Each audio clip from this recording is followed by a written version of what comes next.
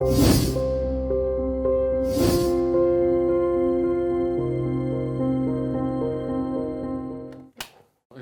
of like Undercover Boss, but it's not so undercover. It's not a typical day for Al Taylor. Yeah, I know. It's like, you're never done. You got to keep doing it. Taylor is the vice president and administrator at Memorial Hospital in Carbondale. Normally, he would be wearing a suit, but today, he put on a pair of scrubs. We had a huddle downstairs with Cecilia and her team and everybody to talk about what they were going to do for the day. We go to the next room. He gives cleaning credit to his mentor of the day, Cecilia, but she gives credit to him. For me, it's good because he come in, is good. He know how is my housekeeping job. Sometimes the people think the housekeeping job is easy, but it's not easy. The manager of the Environmental Services Department says this is the first time someone in Taylor's role has done something like this. We're excited. I think it shows that he's humble and he wants to learn, our profession, what we do, and what Cecilia does every day.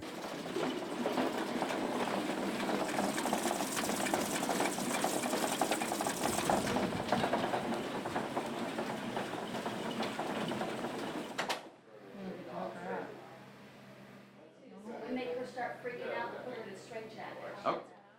Just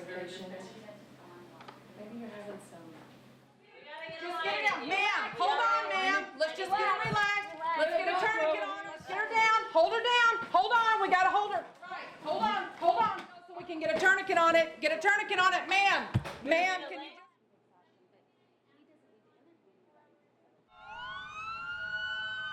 Taking injured victims to the hospital, which activated its disaster plan. Organized chaos. At that time, Neil Atkins was an ER technician and was called in to help with patients who had cuts, bruises, and scrapes. The hospital's medical floor and psychiatric unit were also damaged. We had to evacuate that wing.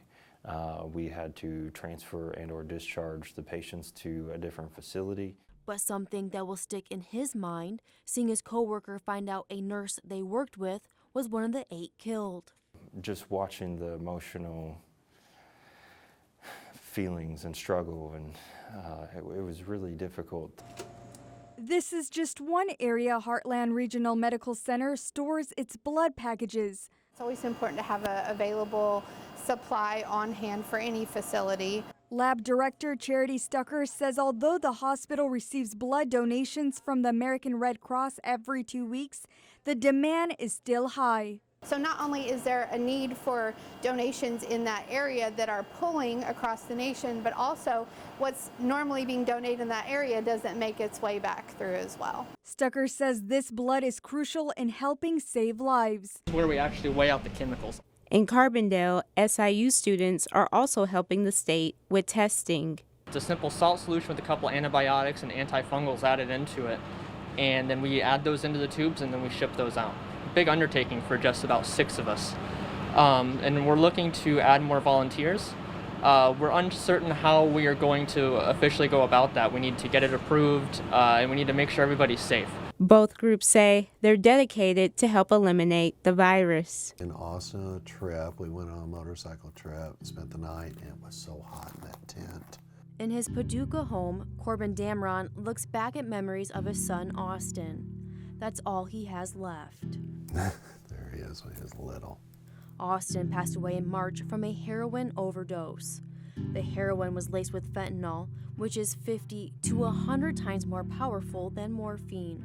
I don't know what triggered it, why he thought he needed to do it. But he did.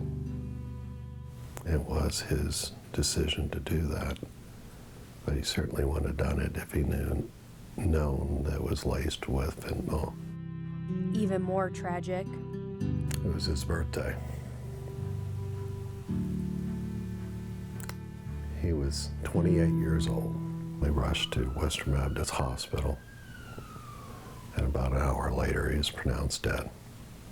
It was the same hospital he was born in. The most recent data for Kentucky shows that in 2016, fentanyl, either combined with heroin or alone, was involved in 47% of the 1,330 overdose deaths, up 34% from 2015. Like many, Austin's relationship with drugs started at a vulnerable age. High school. High school is readily available in high school. The pain pills, and started experimenting with those.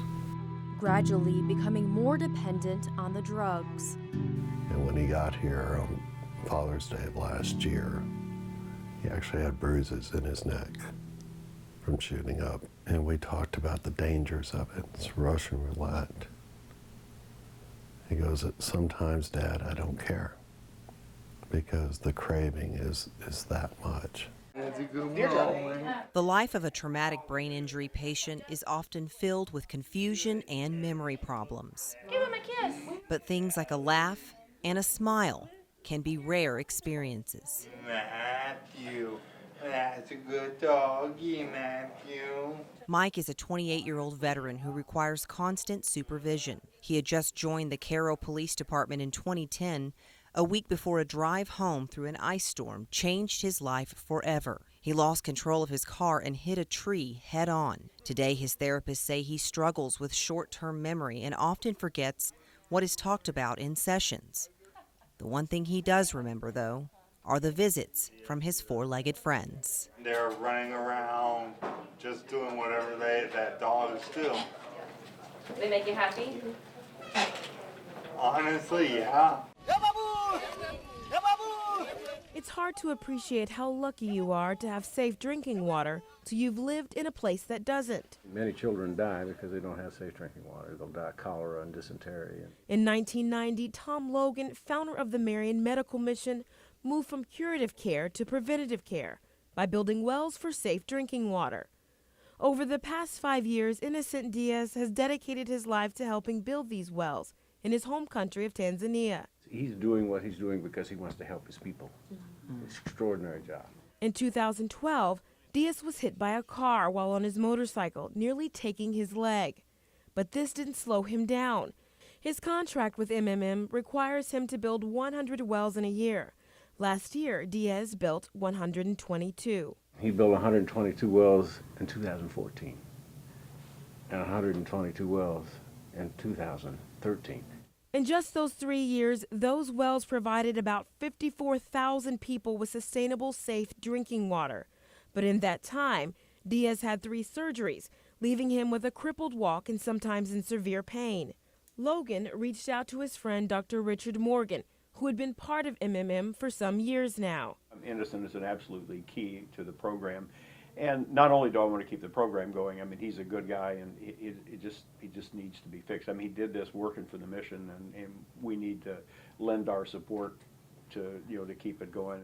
Dr. Morgan took a look at Diaz's x-rays and agreed to do the surgery. He then reached out to Heartland Regional CEO James Flynn. We were very excited that we had an opportunity to work with this group, and in particular this patient who has helped so many people in his community. Diaz says he's overwhelmed by all the support, and he's grateful for the kindness of a cause he's so very passionate about. What I know is that God works in many ways. He uses Tom, he used Dick to make sure that I'm going back to save my fellow Africans.